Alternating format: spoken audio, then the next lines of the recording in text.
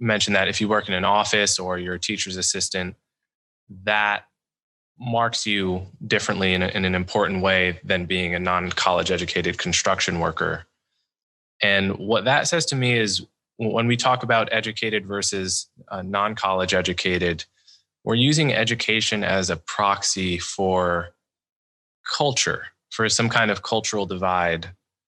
And I was recently speaking to someone who, was wondering, because superficially you could see, okay, college educated whites go Democrat, non-college educated whites go Republican for Trump. Isn't it just the case that the more educated you are, the more sort of accurate a model of the country you have, the more likely you are to vote for the party that's better? I mean, that's obviously I'm an independent, but that's something a partisan might think, or just a rational person might think based on that split. But it seems to me the divide is not even really about education so much as it's about the culture that you absorb in an environment like an office, a college, or a school. Does that seem right to you? I think that's 100% right. We talk about in social science this concept of socioeconomic class. And, the idea there being that measuring class is very, very difficult. Education gets you some of the way there, but if you are a NYU dropout in Williamsburg as a barista, you have very different values than if you're a nurse who happens to might be classified as having an advanced degree. And so I think that when we look at education, that is a marker for culture. Something that's really hard is that there are other ways you can cut this too. You can look at social trust and trust in institutions, which I actually think is also highly correlated with education and is also honestly probably a class or a cultural marker. But then the spicier thing you can look at is something called racial resentment.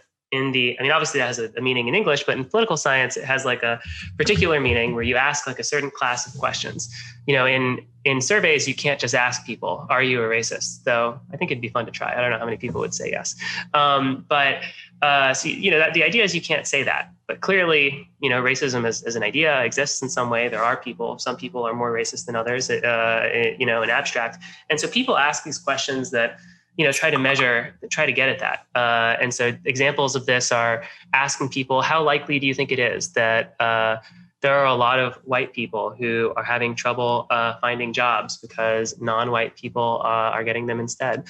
Or do you think that white people have enough say in how the country is getting run?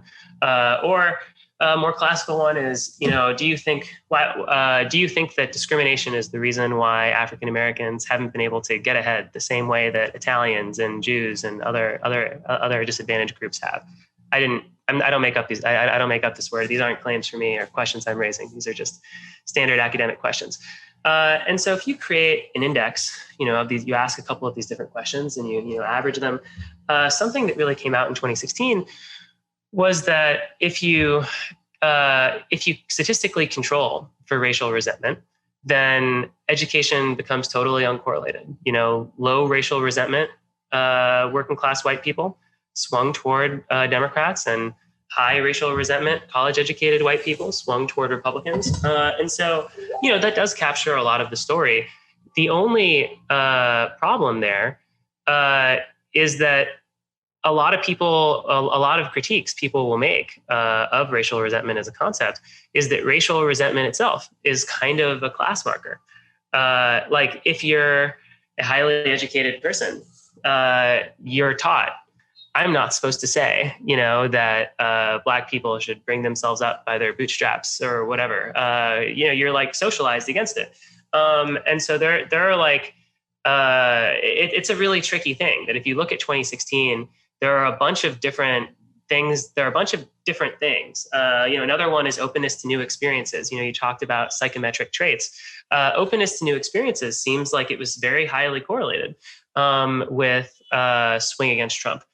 People who have very high levels of openness trended Democratic, and people with low levels of openness, trend Republican. Obama-Trump voters as a group we're more low openness than any other any other vote combination. But again, that is something that's super correlated with education. And so it's this really annoying thing where you have all of these like similar but distinct things: openness to new experiences, racial resentment, education, socioeconomic class, trust in institutions, and they're all correlated with each other, and they're all clearly part of the same story. But it's very hard to disentangle exactly what caused what.